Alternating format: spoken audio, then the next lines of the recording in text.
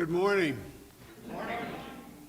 Welcome to Scots Kirk Presbyterian Church this morning. I'm Elder Herbert Loud, and on behalf of our pastor Jim Mitchell and our session, I'd like to welcome all you members and visitors who are here both in person and virtually to our worship service this morning. Announcements are in your bulletin. I would just like to make a couple. Next Sunday early in the morning, our clocks will move forward by an hour, so everybody needs to go to bed earlier next Saturday night and be sure to be here at the appropriate time. Also, one of the missionaries that we support is Scott and Victoria Andes, who work with Reformed University Fellowship at University of South Carolina in Columbia. Victoria has been diagnosed with colon cancer, and we would just like for everyone to keep her and Scott in your prayers. Today is a Sunday on which we will celebrate the Lord's Supper, so please be preparing your hearts for that. If you would take a minute to prepare your hearts for worship.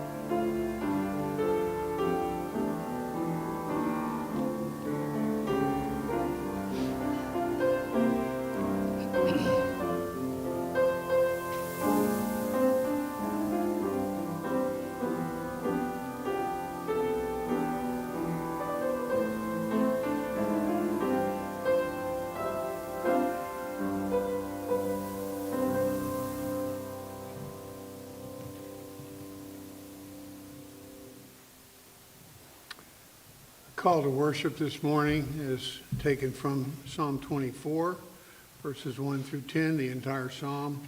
We'll be reading this if you would like to follow along in your copy of God's Word. Psalm 24, a psalm of David. The earth is the Lord's and the fullness thereof, the world and those who dwell therein, for he has founded it upon the seas and established it upon the rivers. Who shall ascend the hill of the Lord, and who shall stand in his holy place? He who has clean hands and a pure heart, who does not lift up his soul to what is false, and does not swear deceitfully. He will receive blessing from the Lord and righteousness from the God of his salvation. Such is the generation of those who seek him, who seek the face of the God of Jacob. Lift up your heads, O gates, and be lifted up, O ancient doors, that the King of glory may come in. Who is this King of glory? The Lord, strong and mighty, the Lord mighty in battle. Lift up your heads, O gates, and lift them up, O ancient doors, that the King of glory may come in. Who is this King of glory? The Lord of hosts. He is the King of glory. Let us sing a song of worship to the King of Glory. Crown him with many crowns, number 295. It's in your bulletin. Please stand.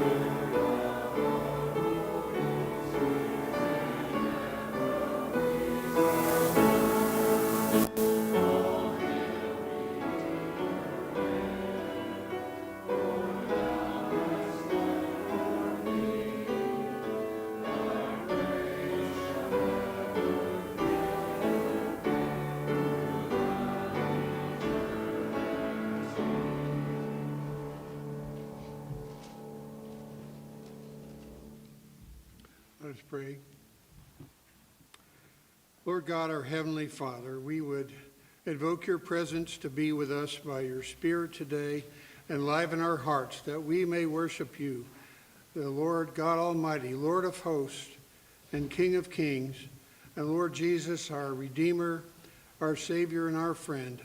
We would worship you together with the Father and the Holy Spirit. Lord Jesus, we thank you for this salvation that you have so richly bestowed upon us. And we would pray the prayer that you have taught your disciples to pray, saying, Our Father, who art in heaven, hallowed be thy name. Thy kingdom come, thy will be done, on earth as it is in heaven. Give us this day our daily bread, and forgive us our debts, as we forgive our debtors. And lead us not into temptation, but deliver us from evil. For thine is the kingdom, and the power, and the glory forever. Amen. Please be seated.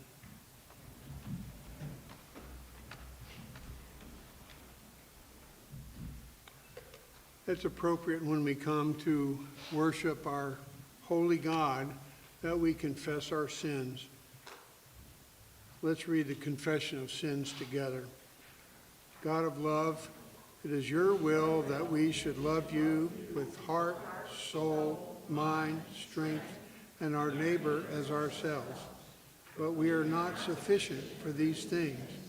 We confess that our affections continually turn away from you, from purity to lust, from freedom to slavery, from compassion to indifference, from fullness to emptiness. Have mercy on us. Order our lives by your holy word, and make your commandments the joy of our hearts. Conform us to the image of your loving Son, Jesus, that we may shine before the world to your glory in Christ. Amen.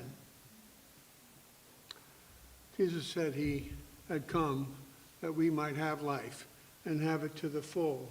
He has said that if we confess our sins, he is faithful and just to forgive us our sins and to cleanse us from all unrighteousness. The assurance of pardon is taken from 1 Peter 2, 9 and 10. But you are a chosen race, a royal priesthood, a holy nation, a people for his own possession, that you may proclaim the excellencies of him who called you out of darkness into his marvelous light. Once you were not a people, but now you are God's people. Once you had not received mercy, but now you have received mercy. May our God be praised. Our confession of faith, if you would stand, and let's read from the Heidelberg Catechism, question 75. I'll ask the question and we'll read the answer together. How does the Lord's Supper signify and seal to you that you share in Christ's one sacrifice on the cross and in all his gifts? In this way, Christ has commanded me and all believers to eat of this broken bread and drink of this cup in remembrance of him. With this command, he gave these promises. First, as surely as I see with my eyes the bread of the Lord broken for me, and the cup given to me, so surely was his body offered for me, and his blood poured out for me on the cross. Second, as surely as I receive from the hand of the minister and taste with my mouth the bread and the cup of the Lord, as sure signs of Christ's body and blood, so surely does he himself nourish and refresh my soul to everlasting life with his crucified body and shed blood. Please be seated, and Elder Joel Reed will give instruction to our children. And if the children will come forward.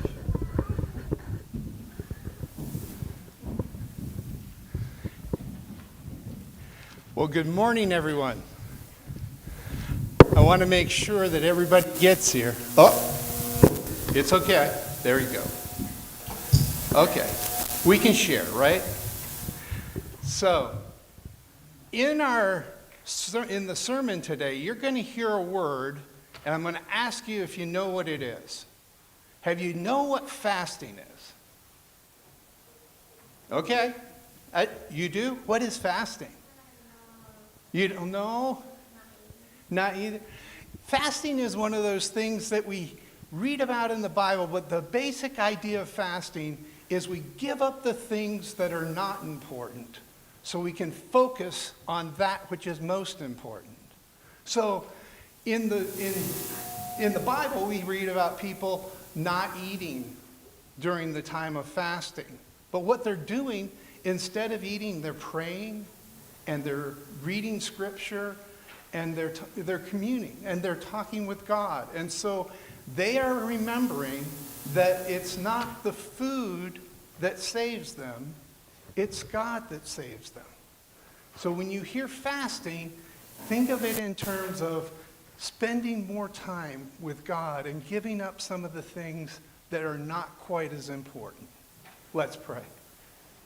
Dear Heavenly Father, we do thank you that you sent your one and only Son, the greatest gift that you ever gave, to pay a price we couldn't pay and to rise triumphantly just so that we could have eternal life with you.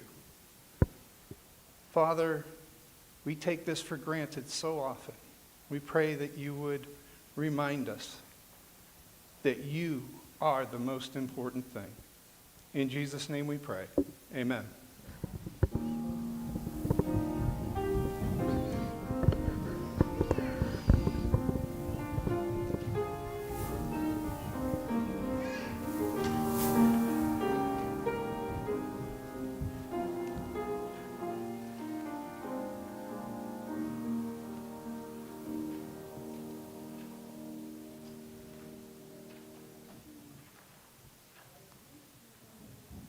Our scripture reading for today is from Isaiah 58 and verses 1 through 14, the entire chapter.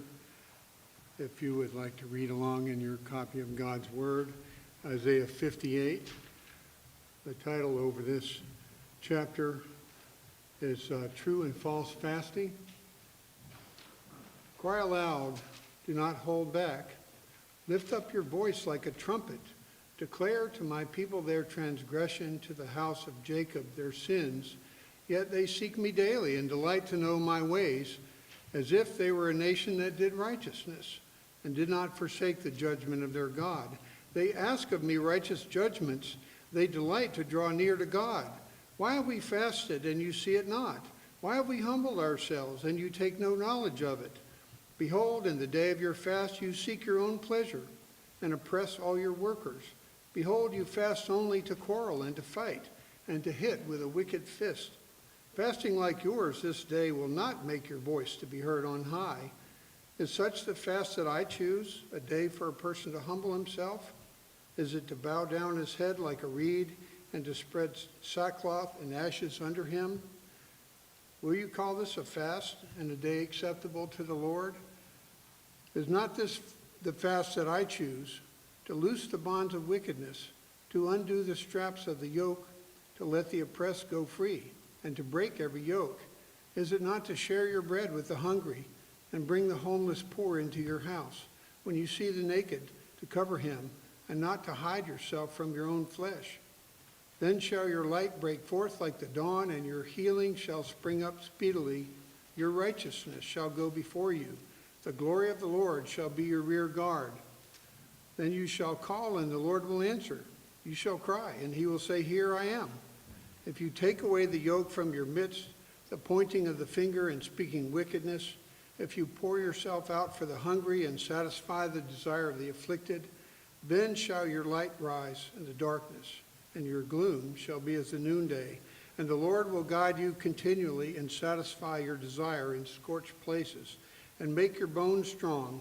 And you shall be like a watered garden, like a spring of water whose waters do not fail. And your ancient ruins shall be rebuilt. You shall raise up the foundations of many generations. You shall be called the repairer of the breach, the restorer of streets to dwell in. If you turn back your foot from the Sabbath, from doing your pleasure on my holy day, and call the Sabbath a delight, and the holy day of the Lord honorable. If you honor it, not going your own ways, or seeking your own pleasure, or talking idly, then you shall take delight in the Lord, and I will make you ride on the heights of the earth.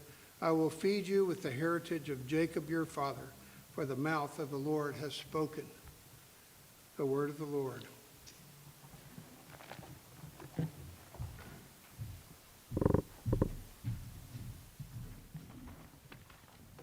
Let us pray together. Holy, holy, holy is the Lord God Almighty, who was and who is to come. A triune God, as we bow before you, we recognize that the angels in heaven declare your praises because you are worthy to be adored, and they do so continually. May our mouths be filled with joyful praise because of who you are and what you've done. Your eternal word has spoken this world into existence, and you hold every molecule together by your sovereign power, and you direct all things towards your ultimate ends, for from you and through you and to you are all things. To you be the glory forever. O Lord, as we recognize that you are the King of kings and Lord of lords, that Christ has given all authority in the church and reigns from on high, even over us today. We recognize that what we have come to do today is not merely a human activity, but it is by your sovereign hand, by your good providence, we are here, and you have called us to your table.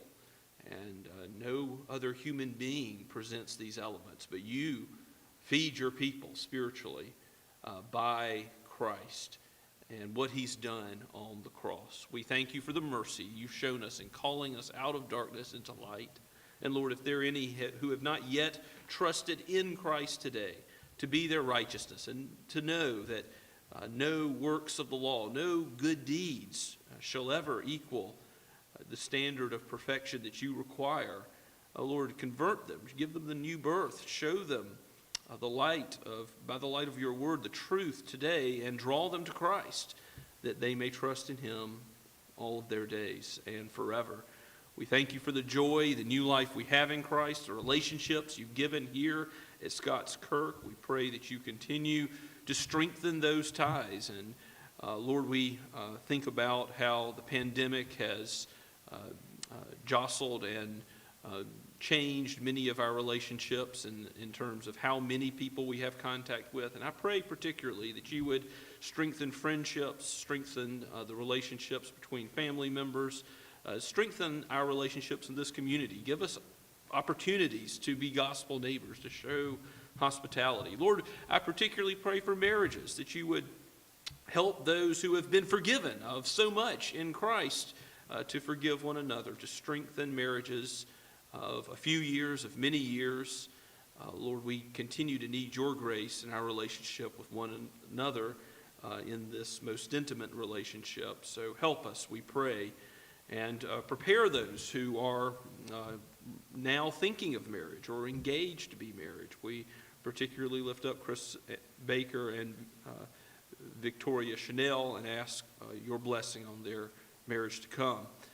Prepare them by your word to glorify you in their lives together. We thank you, Father, that you have brought about this institution for your glory. And we thank you for godly offspring, for covenant children. How good it is to see those who have come forward even today in this worship service to hear the word, help parents to lead their young ones in the nurture and admonition of you, our holy God. And Father, we also pray for those who are sick and needy amongst us. We've heard of Victoria Andes and this diagnosis with colon cancer. And Lord, we pray for effective treatment, for wisdom for the Andes, that you might cause her to comfort others through this affliction, that you would use her in a glorious way for your name's sake, even during this difficult time, and bless the ministry of Scott and Victoria, two international students. Lord, we pray for the Mitchells and their Ali Mitchell and the ministry he has to Muslims and has had for many years.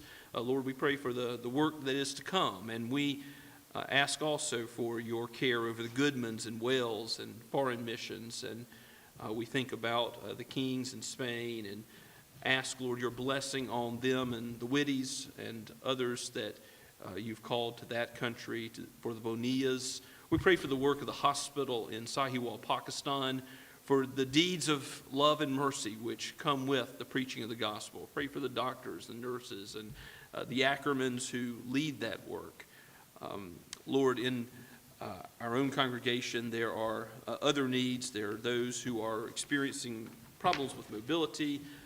Father, we thank you for how you've heard our prayers and given many answers to prayers regarding physical things. And we continue to pray for our brother Rich Troutman and for Kelly Crumps, that you would help her to have a relief from the pain in her hip. And we pray for Kelly's sister Kim, who is dealing with tumors. And Lord, we ask that you would show your grace and mercy to her and be present with her, that she would know joy from you in this very difficult time.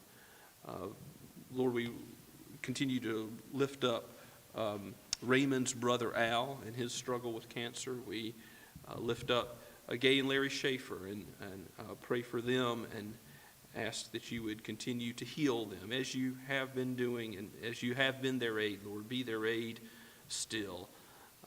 We pray also for a man, Todd Dunovet, who has just been tested for bone cancer. And Father, ask that you would have this test come back negative. But if it would not be your will that that is the case, that you would give wisdom and healing, and most of all, your Holy Spirit and life abundantly and forever. We thank you, Father, that you know our needs before we ever ask. You know all that our mind thinks before a word is on our tongue.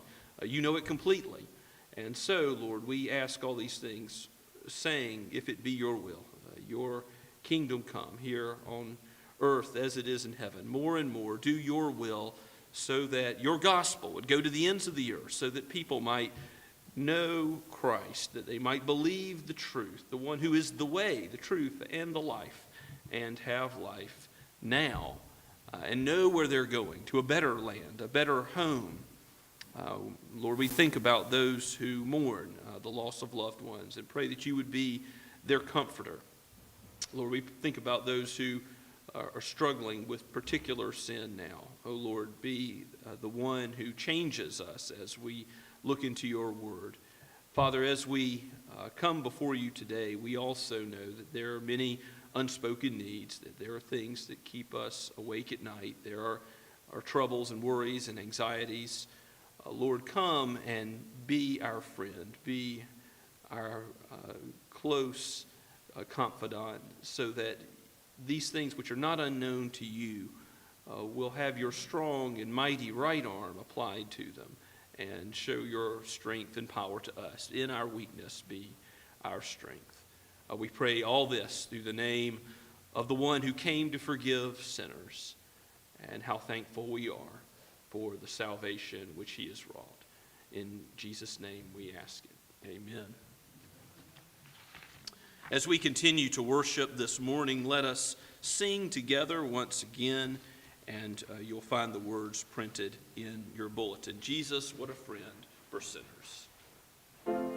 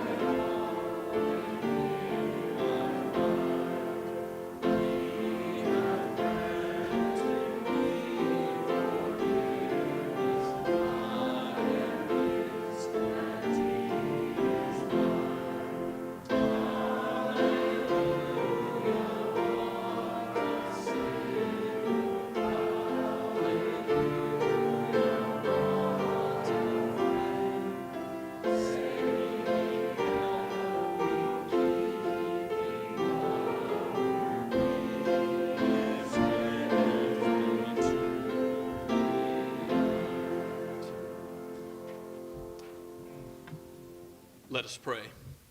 Father, Son, and Holy Spirit, your love is with us until the end. And indeed, you will follow us all of our days. And Lord Christ, you've prepared an eternal home, a place where there are many mansions, and you are making all things new. You are the Alpha and the Omega. You are eternal God, and you have given us your Spirit. So, Lord, let us live by the Spirit. Let us walk by the Spirit. Enjoy with the fruit of the Spirit, overflowing in praise and thanksgiving for this opportunity we have now to come before your throne unafraid.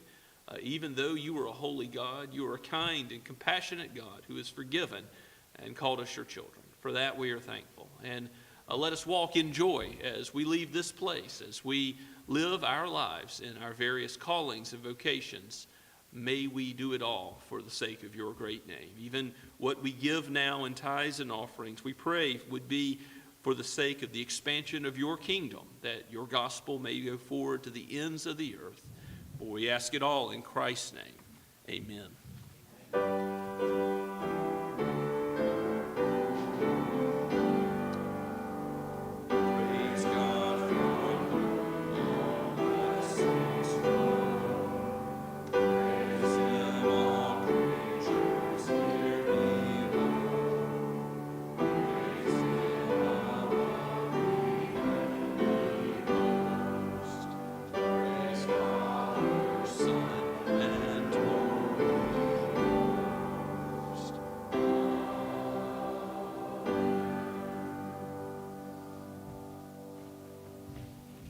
Please be seated and take your copy of God's Word and turn with me once again to Luke chapter 5.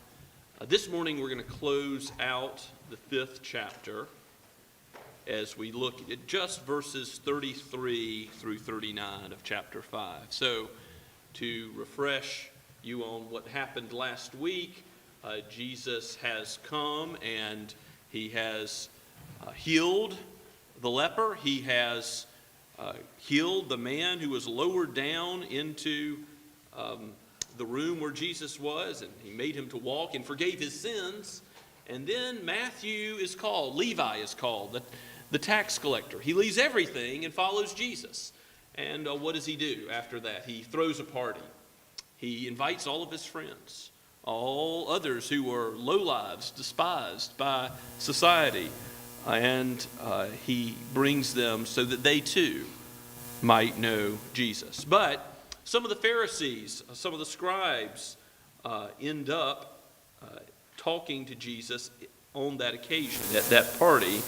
And we're going to read about what that conversation is like at verses 33 and following. So let's hear the word that is penned by Luke the physician, but also breathed out by God himself for each of us today. This is God's word.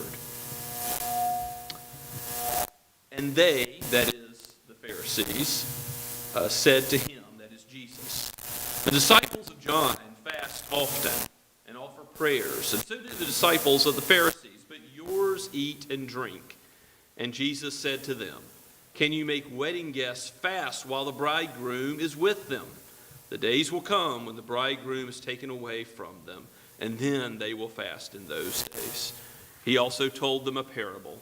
No one tears a piece from a new garment and puts it on an old garment. If he does, he will tear the new, and the piece from the new will not match the old. And no one puts new wine into old wineskins. If he does, the new wine will burst the skins, and it will be spilled, and the skins will be destroyed. But new wine must be put into fresh wineskins. And no one, after drinking old wine, desires new, for he says, the old is good. Let's pray together. O Lord Jesus, pour into our hearts the joy which we have as a privilege of being called the children of God, as being those that know you. And Lord, use your word to convert, to sanctify, and ultimately to glorify, for your love is with us till the end. We pray all this in Jesus' name. Amen. So there are the crowds, and they ask these questions about why is it that Jesus and his disciples are different than John and his disciples. See, they're trying to drive a wedge between the disciples of John the Baptist and the disciples of Jesus. Now, we've already seen from earlier in Luke's gospel, Jesus and John are on the same team. They preach the same gospel of repentance and of the kingdom of God. And Jesus is certainly different than John. John is out in the desert. He is wearing sackcloth. He is living in a different way as he prepares people to mourn for their sins and the arrival of the king. But later, when Jesus is asked, where is the kingdom of God? And you might see this in our focus verse printed in the bulletin, right at the very top of the order of worship in Luke 17. Jesus says, behold, the kingdom of God is in the midst of you, or among you. Where is the kingdom of God? They're looking for it. It's right here. Jesus is the king of the kingdom. The king has arrived. And so now that he has arrived, and now that Matthew, that Levi wants everybody to get to know King Jesus, what are some in the crowds asking? And again, maybe these are the Pharisees or the scribes who are asking this question in verse 33, or friends. They are certainly friendly to their way of thinking. It's a question about why Jesus differs in fasting from John and his disciples, but it really is more like a criticism, a complaint, thinly veiled. They said to him, the disciples of John fast often and offer prayers, and so do the disciples of the Pharisees, but yours eat and drink. Well, does Jesus and his disciples offer prayer? Luke is constantly pointing out how Jesus himself is going to his Father in prayer, and how he instructs us on how to pray. That's going to be a theme of Luke's gospel. So they're twisting two things together. The fasting, Jesus is, of course, going to address on the Sermon on the Mount. In Matthew chapter 6, we hear about how the Pharisees fast twice a week. But Jesus says, don't be like them. Don't be like those who go on the market days and make your face look like it hasn't had any food, that you're about to wither away. Don't make it so you're fasting before men to show how sorrowful you are. As fasting in the Bible is connected with sorrow, it's connected with sorrow over sin, over a trial, sometimes a big decision. There's fasting and preparation. So as Elder Reed said to the children this morning, that the important things are concentrated on. You do see fasting sometimes commanded by leaders in Scripture, and then other times taken up voluntarily by individuals. But, besides the Day of Atonement, which had fasting connected to it in the Old Covenant, there was no fasting commanded by God on a regular basis. And the Pharisees had actually multiplied fasting days to, guess how often? Twice a week, 52 times 2, over 100 times a year the Pharisees are going to be fasting. So they've added to the law of God. And what Jesus says is that when they go over land and sea and make a single proselyte, when they convert somebody to the religion of Pharisaism, all these rules added to the law of God, not just the law of God, but all their man-made commandments by which they are hoping to gain favor in God's sight, self-righteousness, righteousness by works. They make that proselyte, they make that convert twice the child of hell that they themselves are. That's the danger of man-made religion. That's the danger of the old wine of the Pharisees' way. And what Jesus is saying here with this parable about the wineskins, the old and the new, and the patched cloth, again, it's like taking a new shirt and then ripping something off of it to repair an old shirt. It makes no sense. Jesus isn't here to be a Band-Aid on the old way of the Pharisaical approach to God. Some who are in this party might be thinking, I'm going to consider what Jesus has to say to me in my life, but it's going to be in addition to the paradigm that I'm already following as far as how to reach God and how to relate to God. And what Jesus has come to do is give the new birth. Jesus has come to, if you're a new creature in Christ, to make all things new. He's come to transform your life, to turn it upside down, to be like Saul going to Paul on the road to Damascus, to have your eyes opened, to see the light, and to be forever changed. This is what Christ has come to do in making disciples, to be like Levi, the tax collector, who left everything to follow Jesus and not just be an addition, an add-on to the Pharisees' way of thinking. So before we get to those parables of the old and the new, there's an important point that Jesus makes in responding to this criticism in verse 34 about joy. He says, it's right that John was fasting and looking forward, but why should the wedding guests fast when the bridegroom is with them? Even the rabbis taught that in a wedding, the friends of the bridegroom are not to fast. There's an exception clause there because this is supposed to be a time for joy. It's not appropriate to have a feast, all your favorite foods laid out, food and drink available, and say, oh, no, I'm not having anything. Why aren't you joining in the celebration of feasting? Because this is a day of joy. And Jesus is saying, the kingdom of God has arrived. Here I am among you. I'm in the midst of this party. Eat and drink and feast. And of course, joy is one of the fruits of the Spirit, isn't it? The kingdom of God is righteousness and peace and joy in the Holy Spirit. The kingdom of God, knowing Jesus, ought to give us great reason to lift our tongues with praise, to be filled with joy, to rejoice in the Lord always. And again, I say rejoice. And that applies even in trials, even when Paul's in prison, even when there's sickness and death. Because even in the dark valleys of this life, Jesus is still our Savior and friend. In our weakness, He is our strength. He is still leading us and with us. And so we can still mourn as Christians. We can still be sad. We can still understandably pour our hearts out before the Lord about how we really feel. And the Psalms are full of that. But we can also know that joy of being Christ's, being His adopted son or daughter, and knowing that we're righteous in Him, not because of good deeds that we've done, but because of the good deeds He's done. Our trust is in Him, and so His record of righteousness is on what we depend to be in God's presence now, as we worship Him, and forever, as we go to be in His presence when we die or when Jesus comes again. We have heaven gifted to us in all things, a new heavens and a new earth. Jesus is making everything new because of the work of Christ, not because of our own work. So be joyful, rejoice. It's not appropriate that Christians be a glum people. Sometimes you can have a bit of an Eeyore attitude about life, and that really should not characterize the Christian, because we're here to worship. I know we want to do it reverently and in awe, but we want at the same time to worship with joy. Joy ought to permeate how we come together on the Lord's Day. It ought to permeate our lives in general. Because Jesus is still with us. Yes, there is something ominous that Jesus says in verse 35. The days will come when the bridegroom is taken away. What does He mean? Well, in Luke 9:51, Jesus says He sets His face like a flint towards Jerusalem. He marches to the cross because that's His mission, to lay down His life for His sheep. And when He's there, His own disciple, Judas, betrays Him. You can read about that in Luke chapter 22. We're going there. We're getting there. And Jesus is taken away violently. He is crucified as a criminal. He is killed. But He takes His life up again.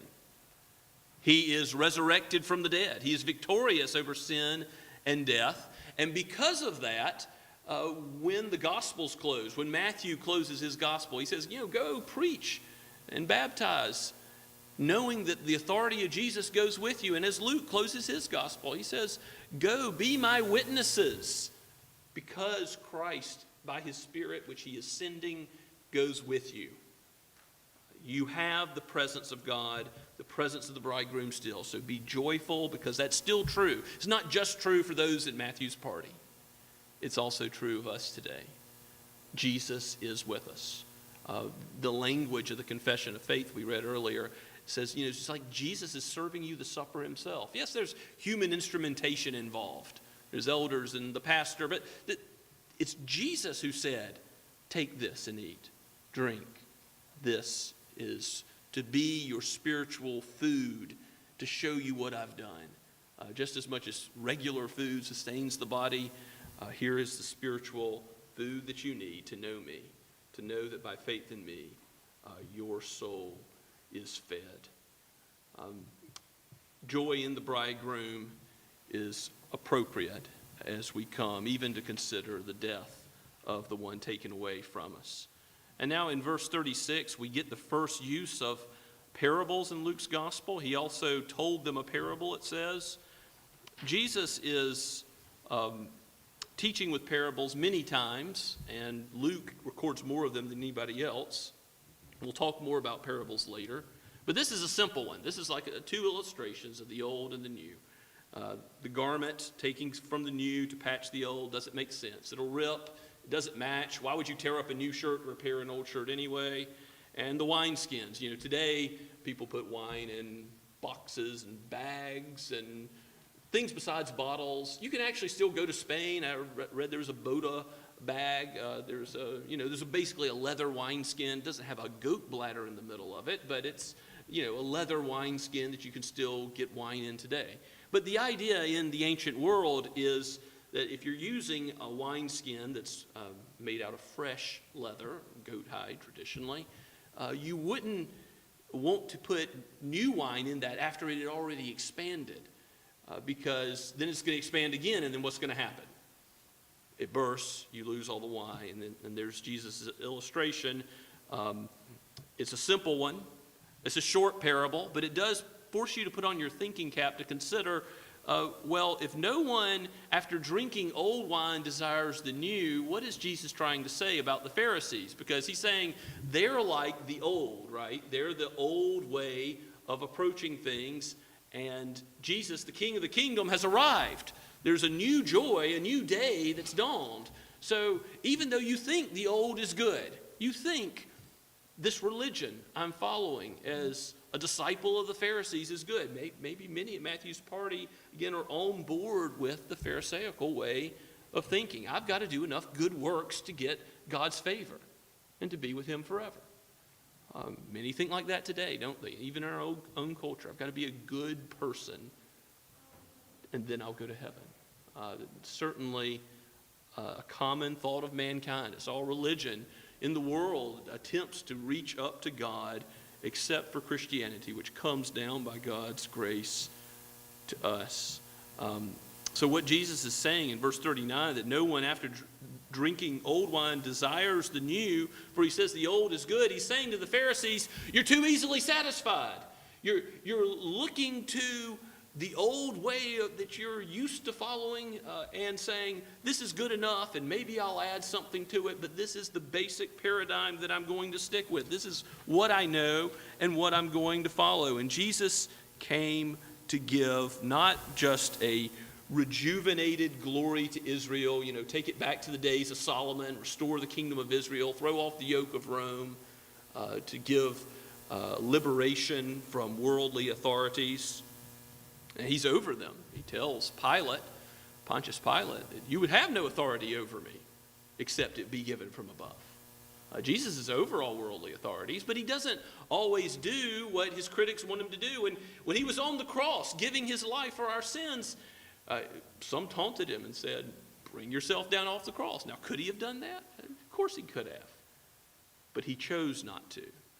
He chose not to give this worldly kind of deliverance. He chose not to provide the type of Messiah that the Pharisees and the scribes were looking for.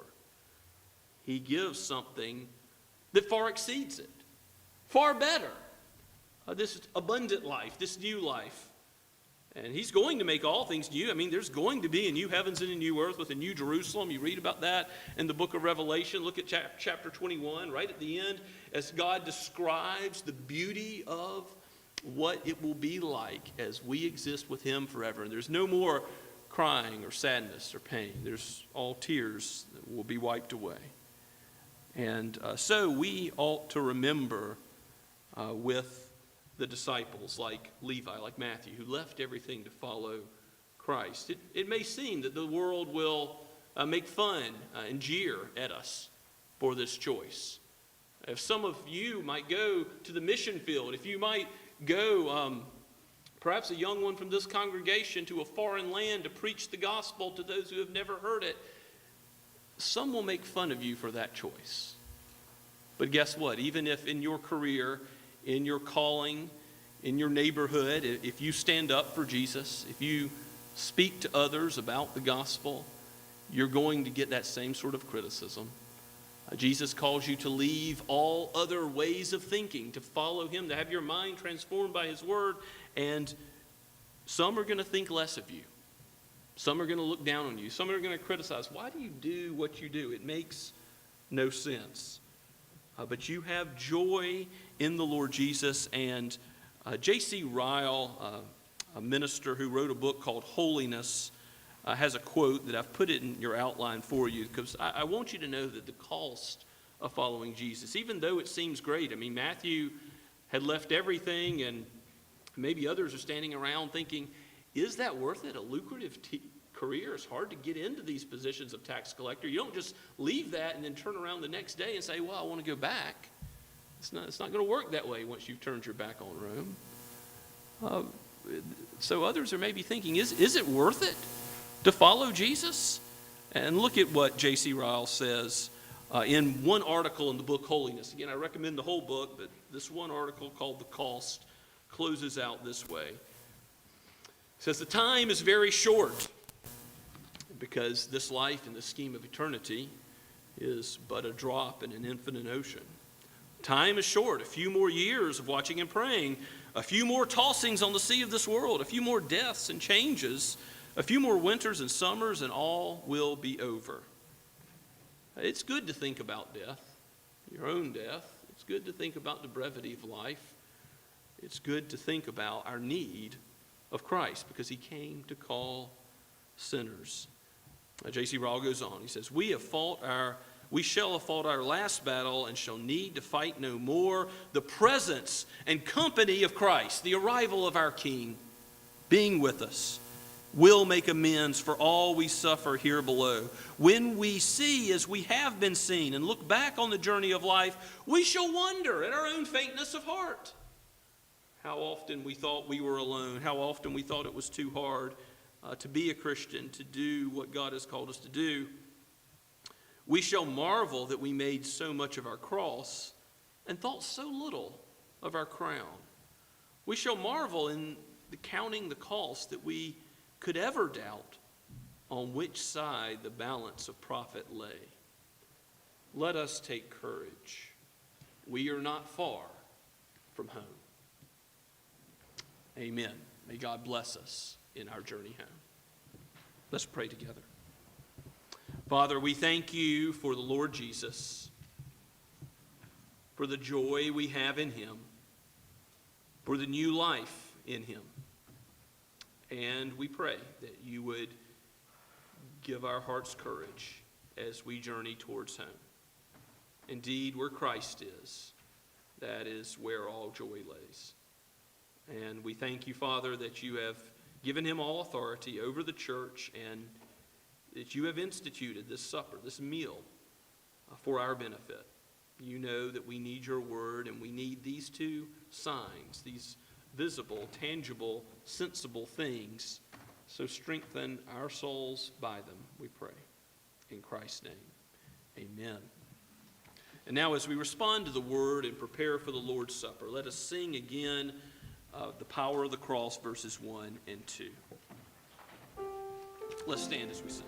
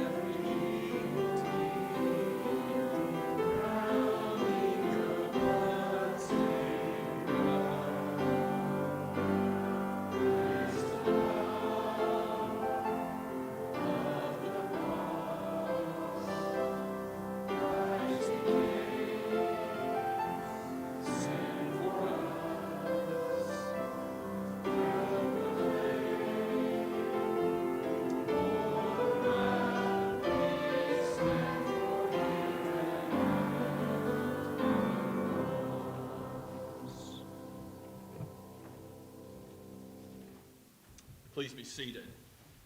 As we come to this table, I remind you, as I often do, this is not the table of Scots Kirk Presbyterian. It's not the table of the ARP, the Associate Reformed Presbyterian Church. This is the table of the Lord Jesus Christ. And so if you're with us today, if you are a member in good standing of a Bible-believing church, meaning you've confessed your faith before men, you've joined with a local congregation and said that your trust is in Christ, that you are a sinner in need and have no hope of heaven except in him, then come. Take courage. Be strengthened today. Come to this table with joy, knowing that every sin, every bitter word, every ugly thought has been banished in the cross. It has been nailed to the cross, and God remembers it against us no more. As far as the east is from the west, so he forgets our sin and counts it against us no longer. As we come to the Lord's Supper, the Apostle Paul does give instruction to the Corinthian church that are not to eat and drink if they don't discern the body and blood of Christ. And certainly what that means at a minimal is some understanding of what's going on. So that's why we tell children not to partake if you're not of the age yet where you understand and have made that public profession of faith. And if you're not a Christian today, if you don't know the Lord Jesus, we want you to see the gospel presented that's just been preached. And we want you to consider what Jesus has done for sinners. And we want you to come and trust in him. But don't partake yet until that is your own conviction of your own heart. So I read the words of institution that the Apostle Paul wrote down in 1 Corinthians chapter 11. For I received from the Lord what I also delivered to you, that the Lord Jesus, on the night when he was betrayed, took bread, and when he had given thanks, he broke it and said, "This is my body, which is for you. Do this in remembrance of me." And in the same way, he also took the cup after supper, saying, "This cup is the new covenant in my blood. Do this as often as you drink it in remembrance of me. For as often as you eat the bread and drink the cup, you proclaim the Lord's death until he comes." Let's pray together. Father in heaven, we bless you for your wisdom in providing this meal. Take these common elements and sanctify them to a holy use so that we would see, just as surely as our body needs food, we need the gospel. We need Christ. And strengthen us by that gospel, for it is not just what begins the Christian life, but it is what sustains and powers us to live for you. By your Spirit, work in us now to love you and adore you and joy in you more fully, as you have given us all things in Jesus. In his name we pray. Amen.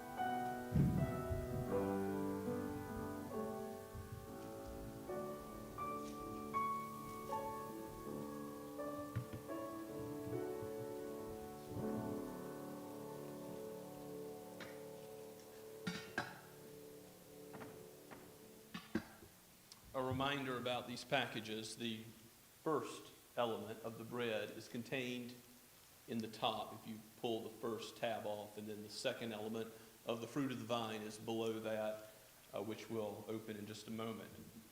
The body of Christ, broken for you. Be joyful and be exceedingly glad. Let us eat with thanksgiving.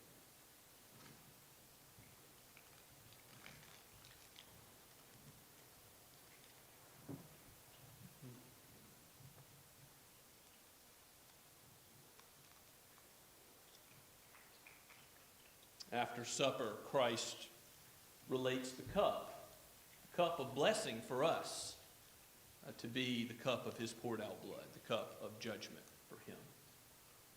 By his wounds we are healed. Let us drink with thanksgiving.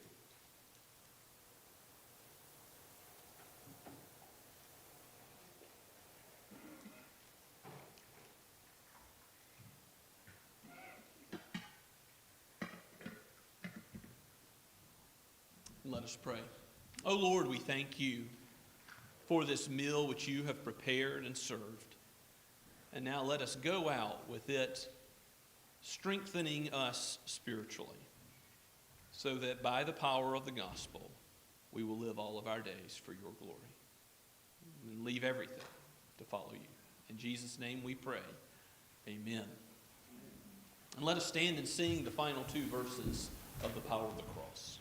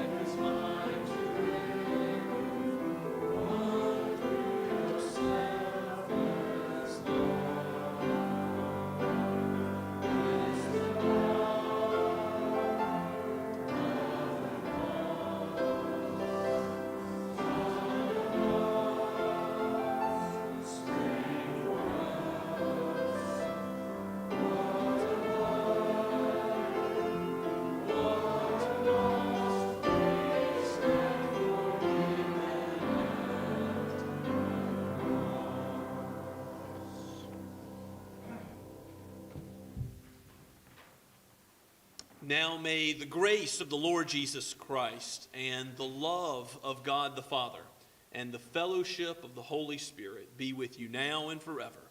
Amen and amen.